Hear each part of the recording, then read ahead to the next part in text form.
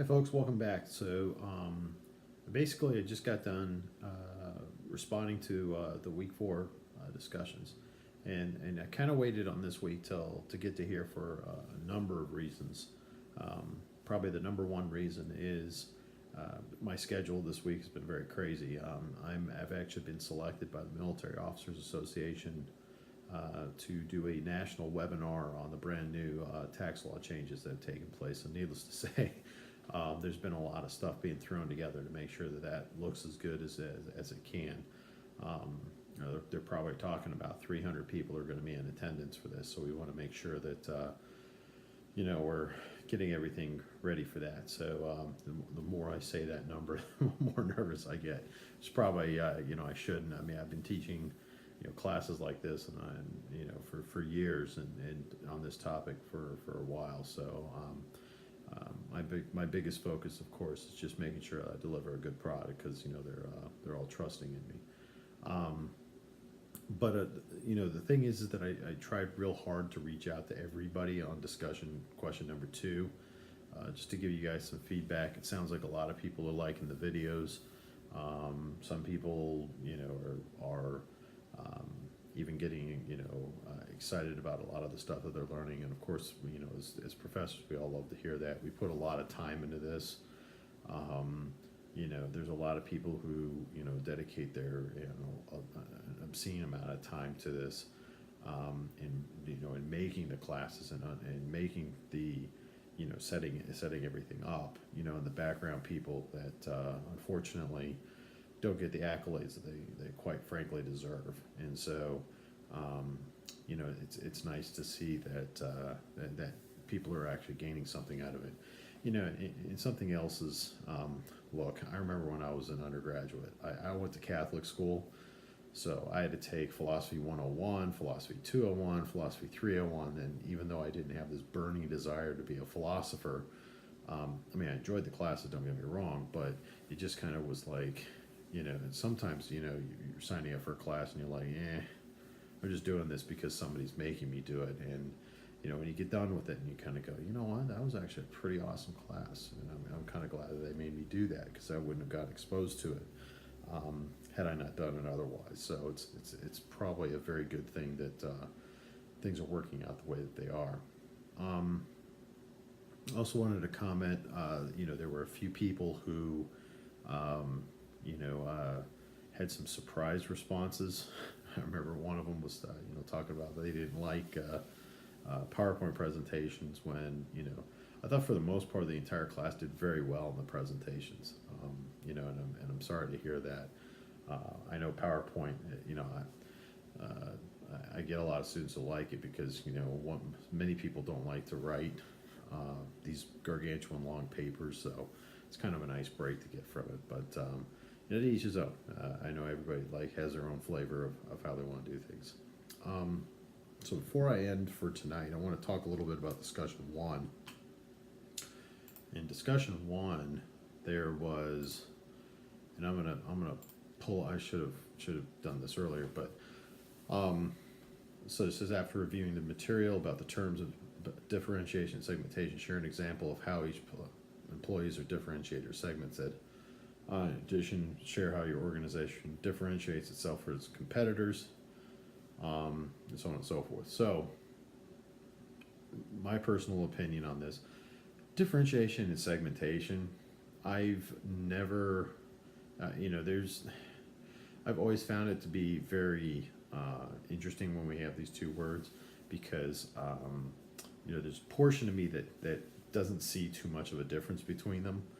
And I know that, human resources is a lot like, accounting and some other professions that we have terms, but they mean something specific to us. You know what I mean? They mean something very specific to us. And so what ends up happening is we want to make sure that those terms are being used in the appropriate manner within our social context.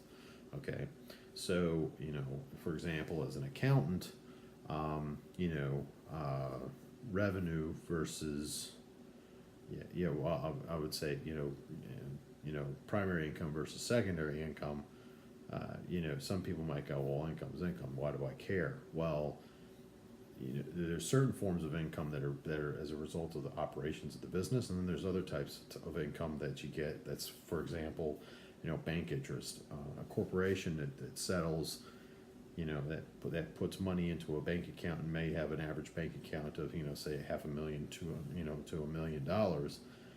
Their bank interest is exorbitant, but it's not a function of their business, and so we want to make sure that we separate that out so we can measure organizational performance, because for that reason. So I take a look at this, and I did I did my own personal research, because when I read the stuff that was for this week, but the more I looked at it, I was just kind of like, and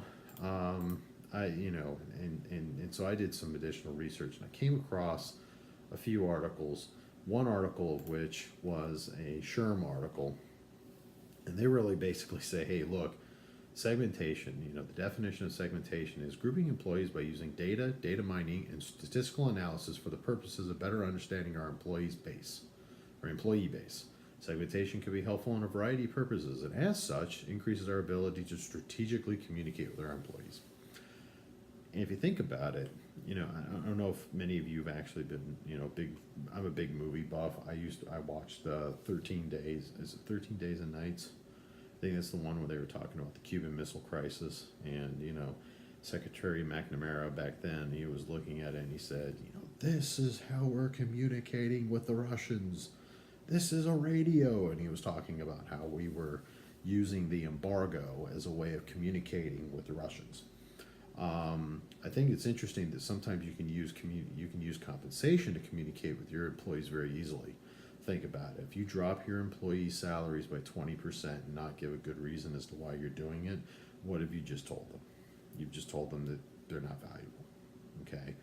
Now I understand that there's always a cost-cutting thing that sometimes has to take place, but that's why when we do have to reduce salaries in an organization, we usually communicate to the employees, hey guys, things are rough, everybody's tightening their belts, CEO's taking a pay cut of 40%, and as a result of which, we're also going to ask the employees to take a pay cut of 10% or 15% or whatever.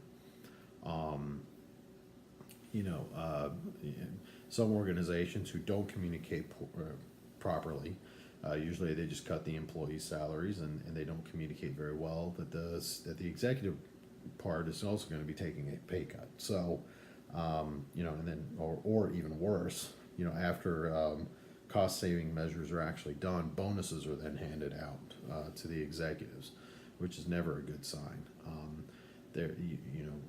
Segmentation can definitely be part of that communication, as we're kind of talking about. And so what ends up happening is, when you're talking about this and why you want to do these segmentations, is certain segments of your workforce can be motivated by different things. Very good example. Your typical person who works in sales, they're in it for the money. They're in it for, they want to make good money. They want to, they're probably more targeted and more motivated by, hey, if you ask me to increase my sales from $500,000 to $1 million, my commissions better go up accordingly, or provide me with additional bonus commissions. Okay, typically sales are going to work that way. A lot of your finance people are going to work very similarly, especially if they work in a sort of sales-ish finance. Very good example, wealth management. There's a sales aspect to it, and so if you're working in that portion of the in that career field, what ends up happening is that usually some of your compensation is based off of how much you make in sales. So they're really focused on that. Very good example. Many of your accountants probably are not going to be as motivated about making oodles and oodles of money, as opposed to having better benefits. Typically accountants tend to be a little bit more conservative, and I don't mean from a political perspective. I mean, sometimes they can be, sometimes they won't be, but I'm more referring to in how they want to be taken care of. And so, they don't necessarily need, $50,000 more in income for a promotion, but they want, the some of the goodies that go with it that allow them to live a higher quality of life. Most of the people in accounting who are going to be money driven usually stay in the big four, or they go towards consulting. It's just an area that they tend to focus on because that's where they get that sort of satisfaction from there. So when we're taking a look at it, we need to see it from that perspective. And so when I take a look at this, I saw a few examples of some really good discussions, and like one of them was talking about how my office stack was segmented into office groups, which is all girls, and the maintenance team, which is all men. Um, I know that probably wasn't an intention to say, oh well, we separate the girls from the men. It just kind of happens out that way that your office group is all women and the maintenance group is all the men. So the two groups coexist and rely on each other to make sure that each turn of the apartments is done professionally and in a timely manner. It's very interesting because when you talk about that, and I'm not talking about mostly the gender, but mostly focusing on office type work versus say maintenance type work, and those cultures that are going to happen into it. I mean, I wasn't actually working with the wrench turners when I was an officer in the Navy, but because when I went through, maintenance was handled by a consolidated maintenance organization, CMO, which actually was a very horribly run group. Luckily, they undid that one, and everything got fixed very quickly. But the fact of the matter is, when I used to hang out with facility management people, because of another job that I took after my squadron tour, I actually did work with some facility management people. They have a completely different language and culture onto their own compared to, say, office workers. Um, Dropping of the F-bomb frequently, a very good example. The way they talk to each other, definitely different than probably not as politically correct, just to say the least.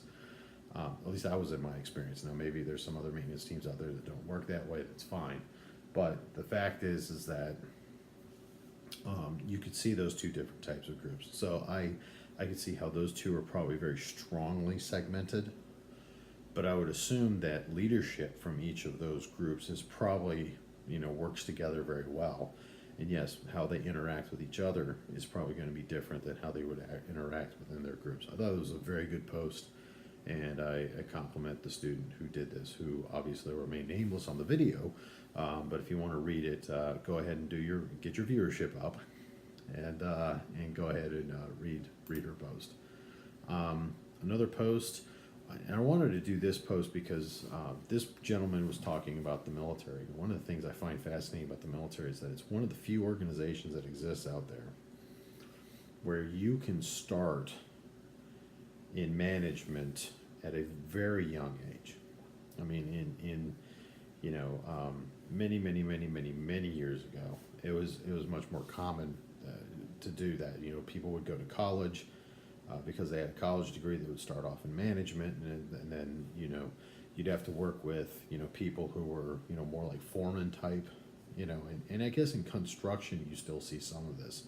The guys who graduate from engineering school, they're probably in their like 20s, and they may be in charge of a project that that requires the work with the senior foreman who's been doing it for 25 years and hasn't taken a lick of college in his life. And that senior foreman may have some opinions on the fact that a younger person can just go to college and all of a sudden it is officially his boss. But I'm sure that any engineer would easily take it and say, look, my success is contingent on this foreman and I getting along, and as a result of which we're going to make sure that things get set up correctly. And it kind of works that way in the military. You got two ways you can go in the military. You can go right in out of high school, and go enlisted, and then you can go to college for 4 years and then join afterwards, and you'll get a commission. And the big difference between the two is, when you graduate from boot camp, they can, you're kind of led around. You're kind of not expected to do a whole lot of out of the box thinking. Your leadership expectations are pretty low. I mean, eventually they'll grow and grow and grow, and that's probably one of the things I would say is greatest about the military is that if you really want phenomenal leadership exposure at a relatively young age, go enlisted, and you'll get it very quickly. In the Navy, we were promoting people to E4. Some of them were still 20 years old. They're given responsibilities that some people out in the civilian world are given until their late 20s. So it's a phenomenal place to do that. Conversely, you go to officer school and you graduate, and you walk into your first assignment. They say, "This is your division. You got 40 men and women who are counting on you. You need to show up on time. You need to lead these individuals, and you want them to succeed." And but it can also create significant conflicts. Some people highly resent the fact that somebody who goes to college for 4 years especially in the Navy where the khaki uniform is seen as a very prominent thing. You go do 4 years in college, you walk in, you're in a khaki uniform. And then there's others, who have been in the military for, say, 15 years. They aren't in a khaki uniform. I mean, they are now because the Navy integrated the khaki shirts, but you know what I mean if you're in the Navy. But there can be some resentment to that. I'll be honest, my father was an enlisted man in the United States Air Force, and he used to talk about red-headed second lieutenants. He absolutely hated them. I think it was just because he had red-headed second lieutenant who just, he came in and showed up and said, "Well, sir, I want to go ahead. The wing commander's going to be real impressed if we do X, Y, and Z, so why don't we get that done?" And my dad looked at him and said, "Sir, with all due respect, that's not going to happen." And the reason why it's not going to happen is because that's out of the realm of possibilities. Now, my father then said, it was his job to work with the second lieutenant to make sure that he understood what his options were, but then also make him successful. And when you start realizing that there's that relationship between junior officer and senior enlisted person, that each can contribute to the other's success, I think it's a winning combination. And one of the best parts about it is, I think the Navy does a better job of this than the Air Force does. Just my opinion. I have a lot of experience with the Air Force. I have a lot of experience with the Navy. And it just seems like our officer enlisted relationships, I think, tend to be a little bit, for example, when I went to officer school, I had a chief, I had a class chief, I had a class drill instructor, and I had a class officer. Class officer was there to teach me how to be an officer. The class chief was taught me how to have good relations with senior enlisted people so that I could be successful. And then the drill instructor was there to beat me to a pulp, and he did that quite frequently. I was the favorite of the class. So if you're in the if you're in the military or paramilitary, you know exactly what I'm talking about. It was one of those things that, I think we do a pretty good job of it. And so one of the things I truly appreciate about the Air Force is, it's easy to have those differentiated segmentations, but I think that there's also segmentations from job types. You talk to infantry, they think infantry is the only people who are cool in the military, and everybody else is pogs, as little terminal Lance likes to refer to them as, and I know that that's also a very common term that a lot of combat skilled Marines tend to use for individuals. I don't know if Army still uses that. And if they do, please feel free to comment on that. I'd like to learn that. But I know, within the Navy, we do the same thing. Airedales versus, black shoe versus brown shoes. I still remember that. Black shoes, which were people who served on ships and submarines, and those who flew were wearing brown shoes. At least on the officer and the chief's realm. So there's this sort of wide swath of different types of segmentation that could take place within a military organization. I thought this was a fantastic post. There were actually two posts that talked about military segmentation. This one was the one that was talking about the junior enlisted airman tier, NCO tier, and the SNCO tier, talking about AFI 36-2618. So, very good talk about the instructions and everything. There was also another post that talked about, how their organization is a financial institution located in Germany, U.S. and Germany. I thought it was interesting because they talked about there's a difference of procedures. Okay, so besides full-time, part-time employees, there's also a difference of exempt versus non-exempt. That's why I pulled this one up. So exempt versus non-exempt, which is funny because I still remember when I was in my first job out of high school, I worked at McDonald's because I graduated pretty darn horribly in my class. And I still remember, we all talked about how cool it would be if we were on salary instead of hourly, so we didn't have to constantly volunteer for hours. What we didn't realize is that once you go salary, they own you, and they will call you anytime that they need you. And so it can be a much more difficult, experience if you are constantly going through, you're constantly not on a clock. They could basically be like, hey, we need you to work 10 hours a day. Well, you don't want to work 10 hours a day? Sorry, you're on salary, deal with it. Same thing happens in the accounting world. During tax season, when I was working at the firms, typically I would pull in 10, 12-hour days, sometimes 6 days a week. I always insist on having one day off. Now that I work on my own, I don't get that anymore. But I thought it was just fascinating. So I thought this was good. They talked about how, the different types of differentiations that exist in the organization. But I liked how they talked about the exempt versus non-exempt. Great post. Then the final post, this is a person who says, I will give my best to respond as positively as possible for my organization. Okay, I'm definitely not going to say the name on this one because I don't want that person ever to get sued or anything of that nature.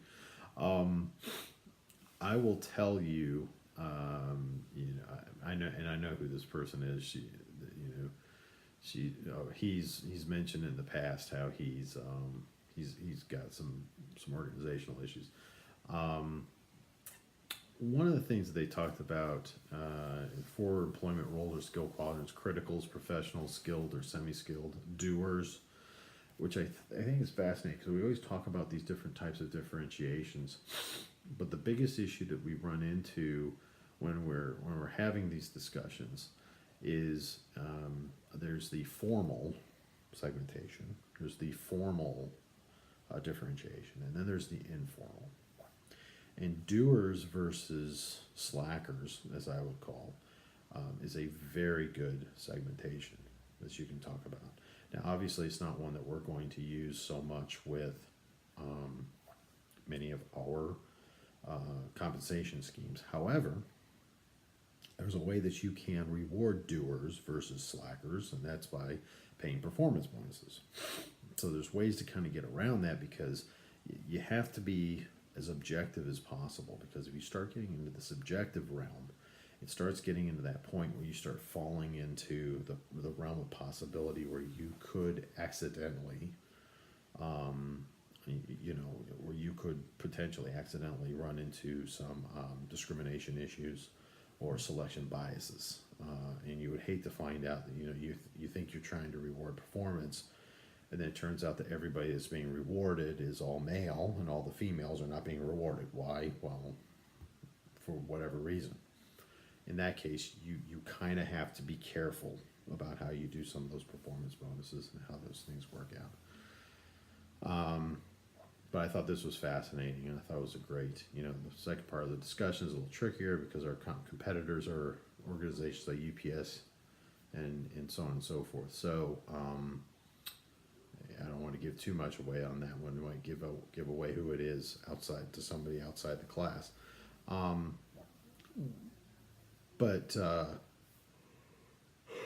Excuse me. Ugh.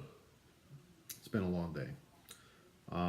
But I just wanted to, I'm not going to talk much more about this post. I was going to mention something, but I'm noticing going way long. So I will go ahead and pass it on to that. But if you have any questions, feel free to reach out to me. Fantastic work on week 4. I'm going to probably do a week 5, sort of, like I was doing preview. I'm going to hold off on that right now. I just this presentation has to be ready to go tomorrow, and unfortunately, I have 3 or 4 other things that need to get done before it can get done. So, if you have any questions, reach out to me. And thank you very much for watching the videos.